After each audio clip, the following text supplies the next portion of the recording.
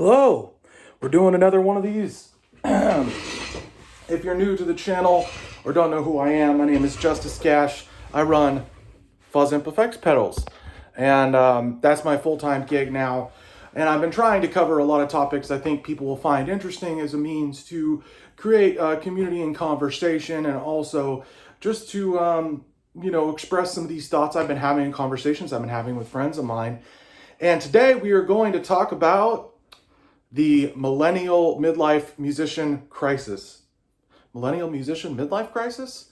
So a few people commented on my recent video or reached out to me privately and said, you are a millennial generation being born in 90. And there is a lot of us that are musicians.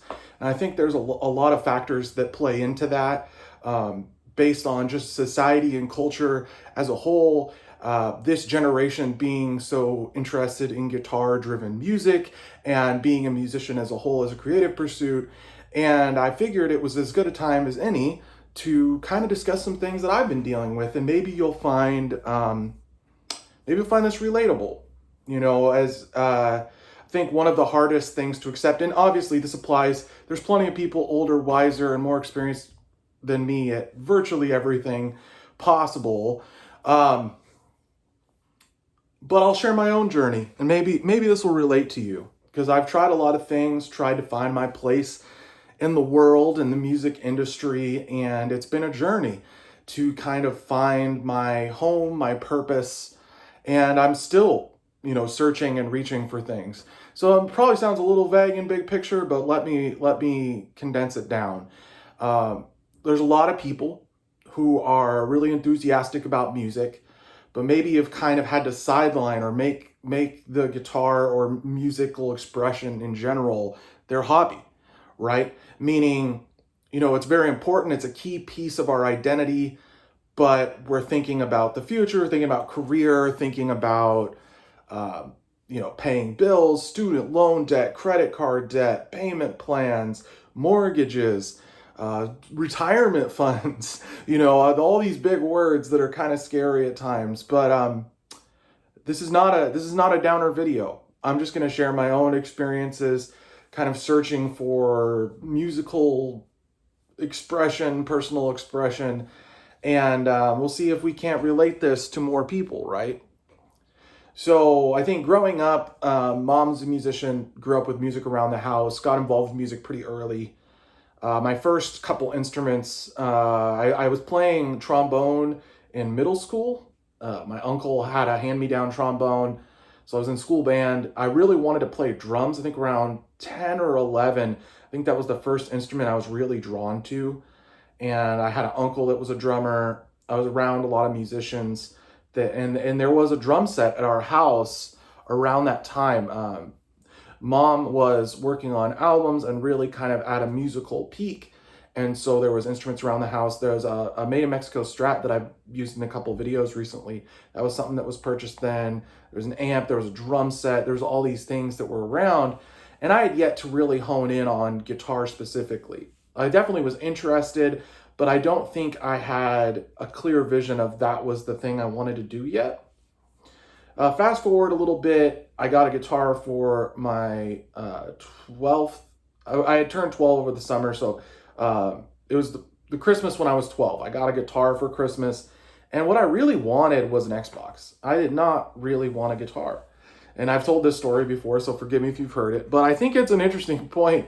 All the cool guys around my age and a little older that I was looking up to, like my uncles and my extended kind of friend group, they were all gamers. Like, that was the thing, that if you wanted to be cool, you had an Xbox, you're playing Halo, you got good at video games. And so when I got an electric guitar instead, I was kind of disappointed at first. And I was like, but I learned a couple of chords. My first day, I think I learned a B minor, an E chord, and a G or something. And I learned these three chords, dinked around a little bit, but it didn't really stick initially. Fast forward a few more months, eventually I did get that Xbox, but around that summer of being 13, a friend of mine came to me and said, hey, you have a guitar. We're starting a little band, and you should play with us. I think I had a couple different friends. One was pretty good at drums and getting good at guitar already, maybe a bass player, a singer that could sing and play piano at a really young age, is actually showing talent and signs of being talented very early on. So I show up and I really only knew a couple chords. I had to learn some more, and it kind of progressed from there. And at first I was interested but didn't take it that serious. And then, I started getting really into it and it became my whole personality. Like I basically put video games on the shelf. Like the last console that I had, more or less, was an original Xbox, right? And so all of my teens obsessed with music. And if you think back to the early 2000s, and I'm sure a lot of you will relate to this, in culture and TV and movies, got a lot of rock and hard rock, whatever they would call it. Post grunge was really big, bands like Nickelback. But then there was the emergence of MySpace musicians and the emo scene, Warped Tour music. Pop punk was huge, hugely influential. And in fact, I think most of the music in that early band were pop punk type songs. I was learning a lot of Nirvana. Nirvana was a huge influence, especially the Nevermind album. I think when I heard it for the first time, I was probably 13 or 14. I had a friend's iPod. We were driving around in this van, and I was listening to it on an iPod, I think, and I listened to the full thing. And it's bangers end to end, and the production is amazing. The drum sounds, most people have heard Nevermind, right? But it really stuck with me, and I think as I was entering high school, there's a lot of people in bands, a lot of people picking up guitar. Being good at guitar was seen as like a cool thing. Like this is a cool thing to wrap your identity around, and like the coolest people around were the ones that were in bands or doing something musical. And that was a huge part of that culture, right? And so, as I go through high school, getting really obsessed with music, playing in bands, and I start to get this idea that, you know what, once I get my big break or get discovered, this is going to be the thing. Like this band is going to be the thing. I'm going to be discovered as this huge talent and I'm going to be famous. But I think there was some trepidation at the same time, just based on my background and where I was in life, where I was like, oh, I'm gonna go off the rails and start partying really hard if I get famous. I wanted to be famous, thinking I was gonna get famous, but didn't want to be famous at the same time. And that's one of the reasons why I didn't upload YouTube videos for a long time. Is like, oh, I don't want to be tempted by worldly things, to be dragged down, because I lived a pretty sheltered and restricted life at the time, and I was trying to maintain a certain moral and ethical code. Anyway, so this idea, like, okay, I just have to be discovered as this massive talent. I put all this time and energy into music. I think this is what it is. And so I didn't take career path super seriously at first. I had obviously been I've talked about this in a previous video. My dad is a self-employed cabinet maker and has had a cabinet making business for a long time. And so all my teen years, I was working at the shop, making income. Once I was able to work legally and get paychecks, I think I was 15, but before then I had been working. But anyway, so I have money, and I was like, okay, well now I just need this music thing to do something. And a lot of you will remember that I graduated in 08, 09, massive recession, construction recession. And so my plan of kind of being a cabinet builder and playing music gets sidelined a little bit. And I ended up deciding to go to college. I went to community college for a couple years. And I got a little lost in the middle of that. And then as I got into my early 20s, still very interested in music, played in some other friends' projects. But even in my 20s, I was starting to get burned out on guitar. So I had put so much time, energy, money, focus into this being my identity. I just was losing interest. So when I was from about 19 to 23, I was really into drumming.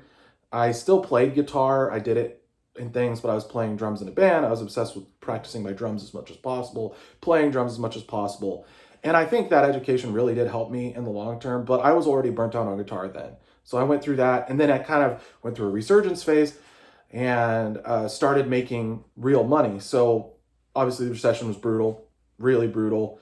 Took a long time to get stable work. As I start to realize, okay, living on my own, like 18, 19, which isn't that young compared to a lot of people I know, but you gotta, I'm living off the bare minimum. I have a car that barely runs. I have a flip phone way deep into when people had smartphones. like no bills, because all my money was going into my equipment, especially drum equipment, which was at the time and still is very expensive. So anyway, still basing my whole personality and life around music and playing music, but I wasn't going about it in the right way in hindsight. Like if I had really wanted to do it as a career, I would have joined up and been a part of a band and taken it seriously. But I've always been the kind of person that has a really singular vision. And it was really hard at the time because I was dealing with a lot of musicians who either didn't take it as seriously as I did or had differing visions. And not being a singer-songwriter type, I'm more of a backup guy. I really struggled to kind of find my identity. So I started making solo music. I got into home recording really early. I think I had an interface and a DAW when I was like 15. My recordings were not great for a long time. It took a long time to kind of get to where I could piece a song together myself solo, like programming a drum beat, getting some guitar over it. But it still was pretty messy sounding. It wasn't like I was producing bangers when I was at this stage, right? So anyway, work career kind of takes priority for a bit. But I have a renaissance between about 2013 to 2017. I was really heavily getting back into music again, especially being really inspired by Periphery and kind of the home recording, like solo musician gent thing, metalcore gent thing. Like there was a huge wave of bedroom solo acts creating like music at the time, and that was a huge thing. It still is a huge thing, but it was really, I started to get inspired and started playing guitars. I started buying a lot more guitars, and as a byproduct of that, I started making YouTube videos a lot more seriously. I had kind of put YouTube on the back burner. I just didn't see it taking off. I talked in a previous video about this drum set review that I had that did really well, and then it was kind of like very sporadic. Maybe every couple months I was uploading a video. It wasn't really as clear, like, hey, this is, if you grind at this thing, you could have a career in it. I just didn't take YouTube that seriously. A lot of us didn't, even though some of us were in the partner program early making money. And then when they switched the restrictions, so anyway, that came a little later. So buying lots of guitars, making lots of guitar videos. Instagram got really big around, I'd say 2014, 2015. I started making a lot of Instagram content. I think at first it was a 15-second thing. So, going through that stage in my 20s, really excited about music. I kind of had this time period from about 2017, 2018, 19, where I was going through a really hard time in life.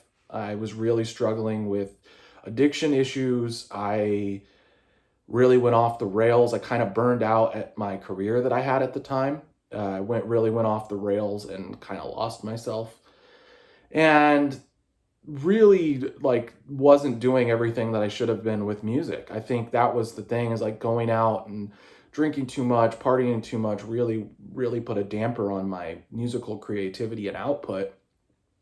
But at the same time, looking back, I'm kind of glad I got some of that out of my system already.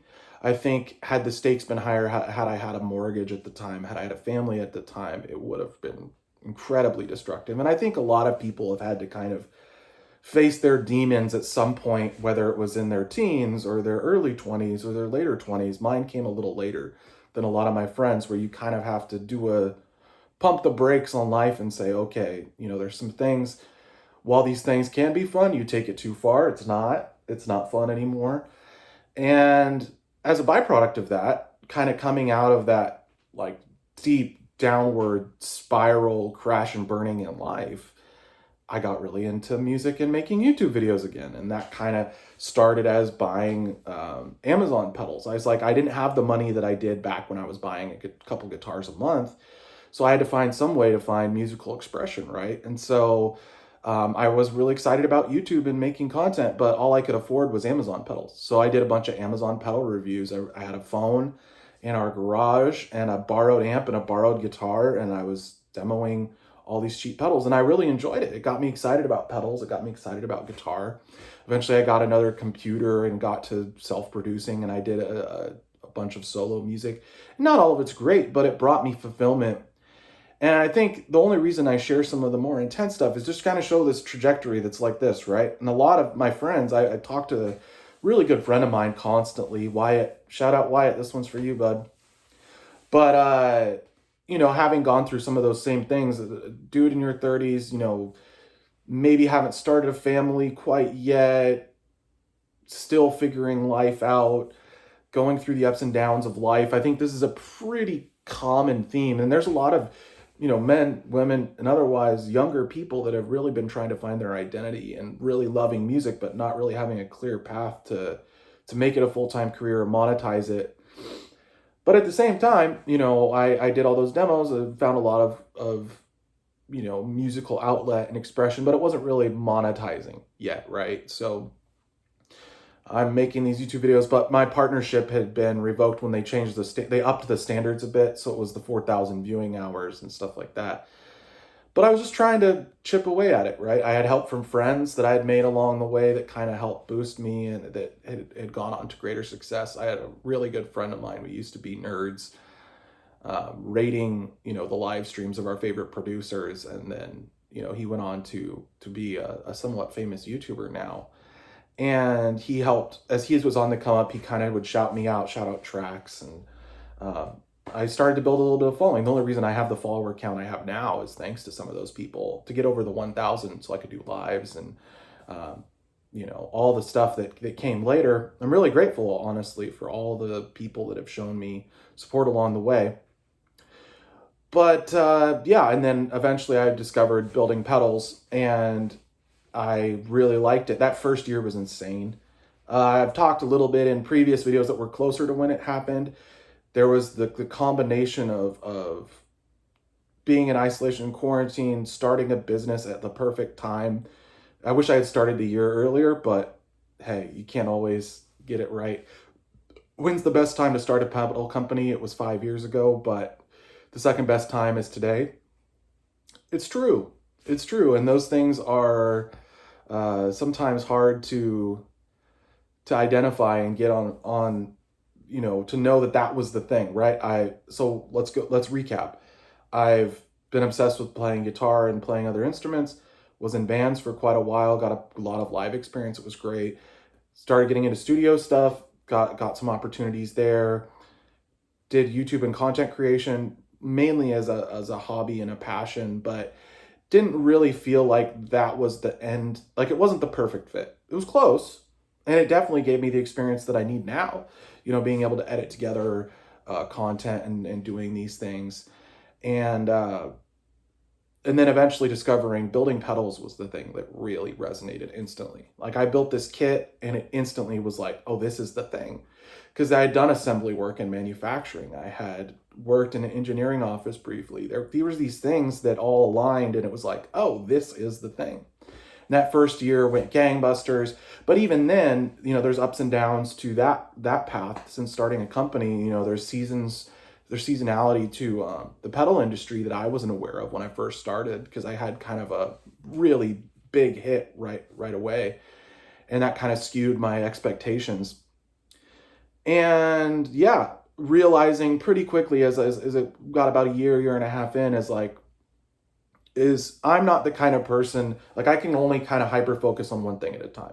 So I really wanted to keep creating music, maybe start a band, do other things, but really the company that's all I can do. Fuzzimp is the only thing that I can do. I still try to record a little bit on the side.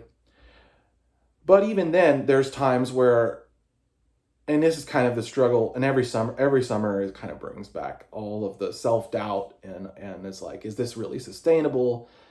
And do I need another job to kind of smooth this back out? So it's like to fix some bills and some overhead things, maybe I should be working full-time somewhere else and then do this as a side thing.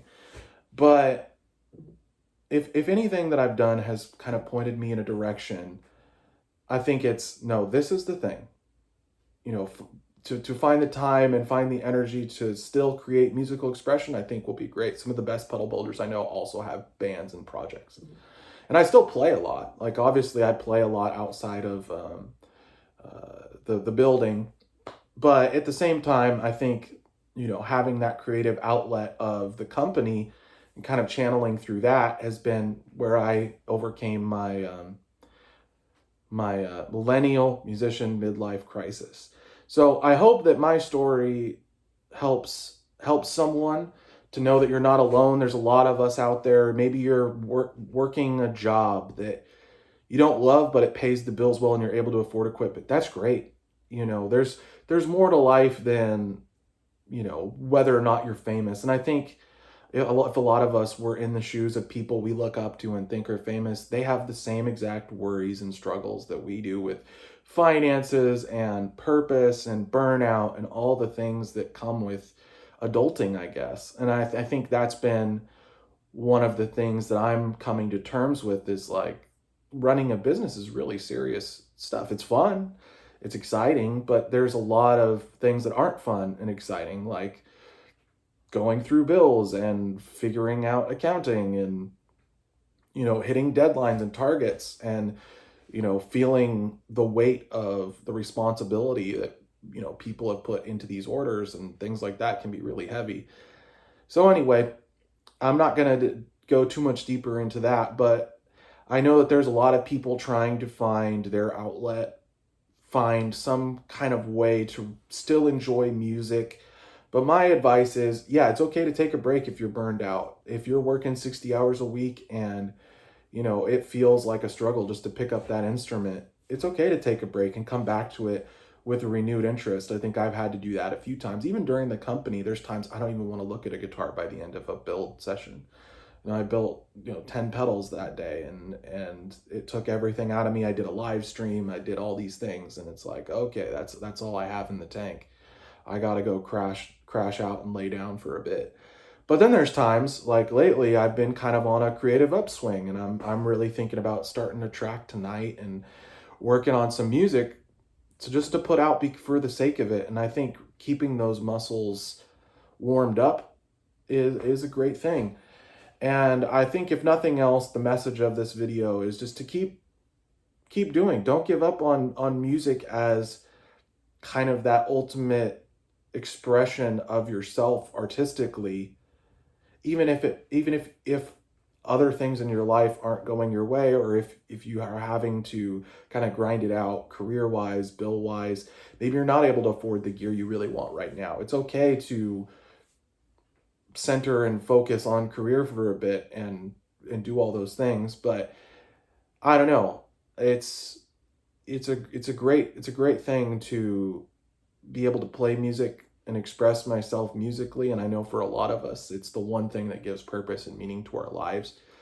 So maybe this resonated. Maybe the story was not it, but maybe it is. Maybe there's something in there for all of us, just to let people know you're not alone, kind of frustrated, depressed, anxious about figuring out what life's all about and trying to find your place in this world.